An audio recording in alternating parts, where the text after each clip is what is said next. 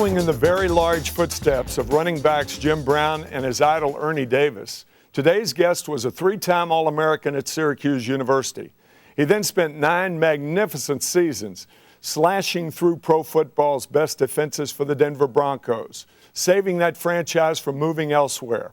He was selected to the College Football Hall of Fame in 1983, but it wasn't until 35 years after playing his last game that he received his due and was inducted into the Pro Football Hall of Fame. Ladies and gentlemen, Floyd Little. I got to ask you, what took them so long? Well, that's a good question. Here's what I think. I think all things in time. I get that expression from my wife, all things in time. The 2010 Super Bowl year was the 44th Super Bowl. My son turned 44. I wore the number 44. It took 44 voters to approve me, and we have a 44th president. So this probably was the time for me. Yeah. Your number 44 is on the Ring of Fame in Denver. You played all 9 years with the Denver Broncos. Jim Brown played all of his 9 years with the Cleveland Browns. And we were also the 6th overall pick in the first round of the draft. And I just found that out. Jim Brown was really your idol growing up, right? Yeah, he was. He was a Cleveland Brown, and in those days we didn't have a lot of TV to watch or any great athletes to watch. So as a football player, as a little kid, you had to have a team. You had to pick a team that you like. And Jim Brown was a guy that I liked because he was probably one of the greatest running back, if not the greatest running back of all time. So he was my idol. You mentioned as a kid, when you were 5, your dad passed away. Yes. What was your dad's name? My dad's name was Frederick Douglass Little. He was named after Frederick Douglass. Oh, he was. The abolitionist. Yes. And you had 5 siblings, so there were 6 of us. Your mom had a year apart, right? Yeah. Where were you on that ladder? Next to the last. 1, 2, 3, 4, 5, 6. I was the 5th. So did any of your siblings aspire to play football or any other sports? No, really? It was very, very challenging back in those days, growing up in the 40s and the 50s. You know, things were not really, really great for African Americans during those days. And my sisters are all older than I, and I have a brother younger than I. So they didn't aspire to be athletes. They wanted to be successful people. Your mother must have been a very strong woman. She was, and she had a strong right hand, too, if you ever felt it. But, yeah, raising 6 kids as a young mother was very challenging back in those days. We were on the welfare system, and for 6 people or 7 people in a family, you didn't get a lot of opportunities to get things to wear. So we wore a lot of hand-me-downs and ate a lot of cornflakes and grits and oatmeal and things like that. I would imagine it toughened you up, but it also made you, as you mentioned in your Hall of Fame speech, angry. Yeah, I was. I was a strong but angry young man in school, and I used my strength in ways that became my weakness. And as you've heard, I got kicked out of school and was down for the count and had no place to go and nothing to do. And then, how old were you then? I had had an altercation with a couple of teachers in 7th grade. And I physically took out a student and a teacher, and I was kicked out of school. And was angry. It was angry all the time. And then the vision of my late father came to me and said, Floyd, I've chosen you to take my place, to do what I could not do and to finish what I could not finish. That's when I came to myself, and with the help of those who saw the good in me, I was able to get back in school. We'll be back with Floyd Little and talk more about his rapid rise to the running back at Syracuse and the Denver Broncos right after this.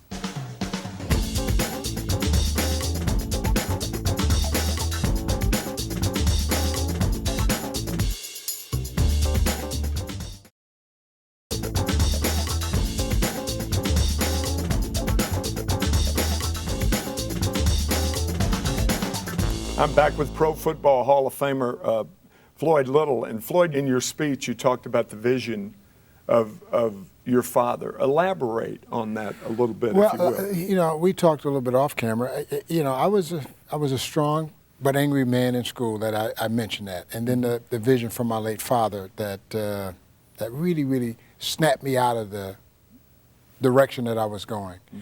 So I had to beg my way back in school. And I remember one of the teachers named Harry Ness was one of the teachers that helped me, and Bob Schreck. Was this in New Haven? This was in New Haven, in junior high school. And they helped me get back. And as a result of helping me get back, I started to become a leader in everything that I did. And they helped me become the president of my class. So I ran for president after being kicked out of school and won. And I became a different person. I became a person that understood the value of an education, and I wanted to be able to carry on from where my father left off. Were you a good student? No. I had to work harder every day than anybody in school. I had to study twice as long, twice as hard, and I didn't have a whole bunch of skills, but I was able to get through. Well, a lot of times anger, sports replaces anger, or it's a good way to replace anger. Is that when you became interested in football? Is that when you became interested in athletics? It really is, because we had a little sandlot team, and you're right. I didn't know. That's when I started playing in Troop Junior High School. As I mentioned, my sisters were my biggest fans in Troop Junior High School, where I first put on a football helmet. And I did, but I started out as being a receiver. But they couldn't get the ball to me far enough. I run further than the quarterback to throw the ball. So You'd outrun the ball. So then they made me a lineman. I was a guard, and I would get out in front of the back too fast, too far, and they'd get behind me. So they figured out that they better make me a running back, give me the ball and let me run with it. And it's so funny because at one of the Sandlot games, the high school coach, Dan Casey, came to watch us play. And when he saw me play, he came to me and says, "Where do you live?" Because if you lived on that side of Dixwell Avenue, you went to a rival high school named Wilbur Cross. If you lived on this side, you went to Hill House. I lived on the right side. So he says, "Well, I can't wait for you to come to school." And it's really great, because I went to school and they had some great running backs there when I got there.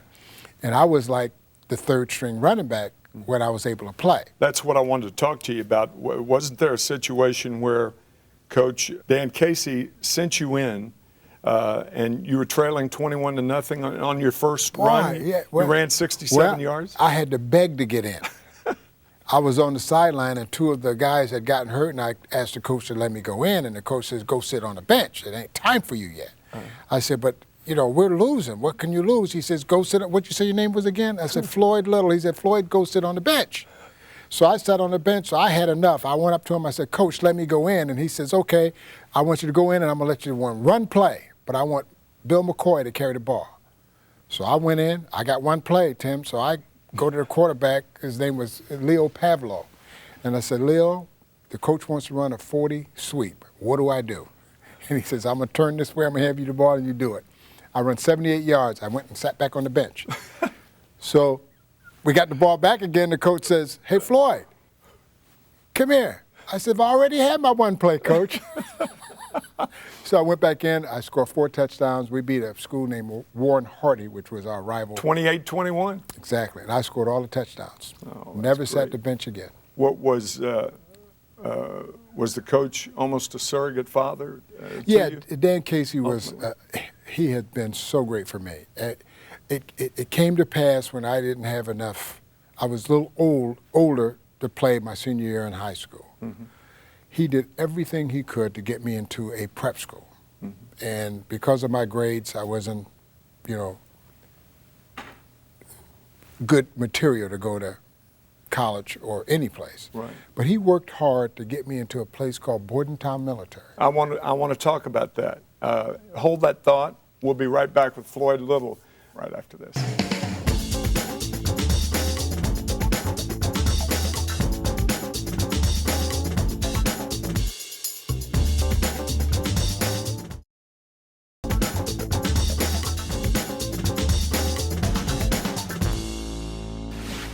Number 44, familiar running back for both Syracuse and the Denver Broncos for 9 years. And we were talking during the break. You have got to tell our audience what you just told me. Well, what's great about your life right now? What's great about my life is I'm in a place in Pro Football Hall of Fame where they can never trade me, cut me, or fire me. So I ain't going nowhere ever again. So I am in the greatest place in the world right now because, you know, a lot of people worry about being fired, Sure. traded, or cut. Sure. They can't do that anymore. Well, there was a time where you were recruited by not only the coach at Army, Paul Dietzel, later to be the coach at LSU, right, but by none other than General Douglas MacArthur. That's a heavyweight. That is a heavyweight. And he had a suite at the Waldorf Astoria, where I was able to come into his suite, and he had Mal Good, he had Elston Howard, he had Roy Campanella in that suite. Wow. When I approached. Speaking of heavyweights. That was a great time. They were there to encourage you to go to Army? They tried to, they encouraged me to try to be, I had just got back from Army, where I had broke every record that Doc Blanchard and Glenn Davis had set in their physical endurance tests. In the trials of physical endurance. Physical endurance tests. And after that, I met with General MacArthur, and he said, you would be a great general. You could become the first African-American general in the United States Army. When you think about that, today, I would have been General Colin Powell's boss, Norman Schwarzkopf's boss, General Petraeus' boss, had I gone to the Army. Wow. But something happened on the way. What? I met Ernie Davis the day after. He came to my house, unlike the movie. He came to my house and he sat between my mother and my sisters. And he put his arms around them and said, what's up? And they fell in love with Ernie Davis. And we went to a place called Jack O'Sullivan's, a restaurant on Yale's campus, and we had dinner. And on the menu they had steak and lobster, and I never had that before. And I ordered it, and we went into the men's room, and we were there for 20 to 30 minutes. And I looked at Ernie, I says, I think our food is getting cold, let's go eat, I'm going to Syracuse. And we went and ate, and 3 months later he died. And I had given him my word. Had he been diagnosed with cancer? He probably knew, but nobody else did. I didn't know. He had just signed a contract with Cleveland and with Pepsi. And he's everything that anybody would want to be. He had everything. He was attractive. He was 6'2", 215, 218. He well-dressed, well-spoken, very articulate.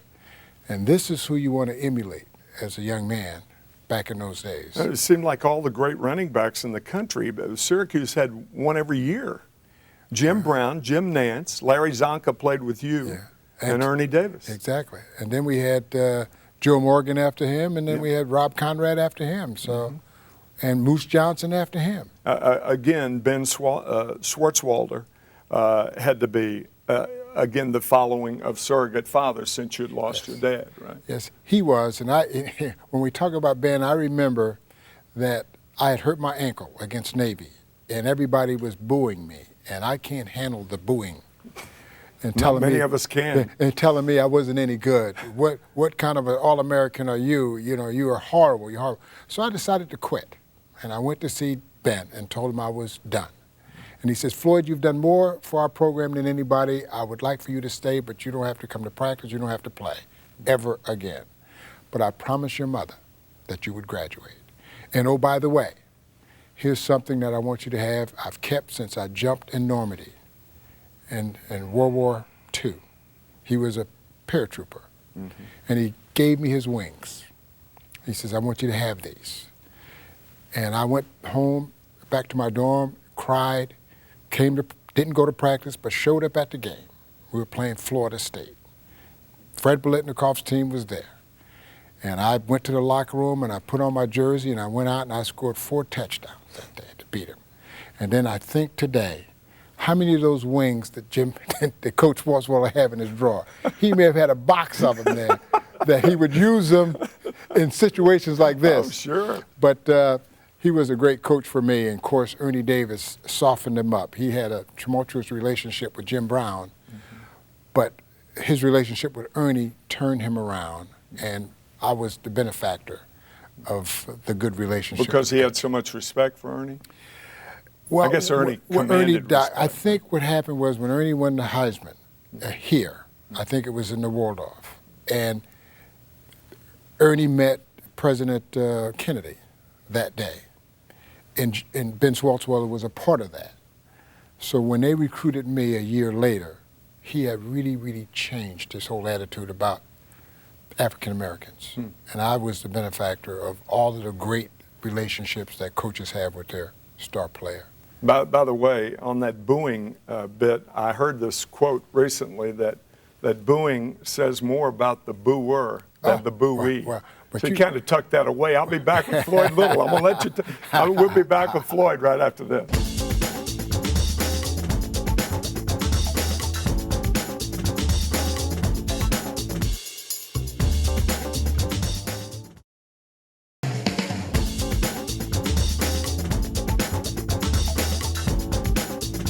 My guest is Floyd Little, the great Syracuse and Denver Bronco running back. He's had his number retired every place he's been. You were the 6th overall pick. Was the AFL, did they have a different draft selection than the NFL in those days? It was challenging. No, but that was the year of the common draft. First year? The first year of the common draft. In 1965 or 6? In 67. 67. Where the leagues merged that year. So my year was the first year of the common draft.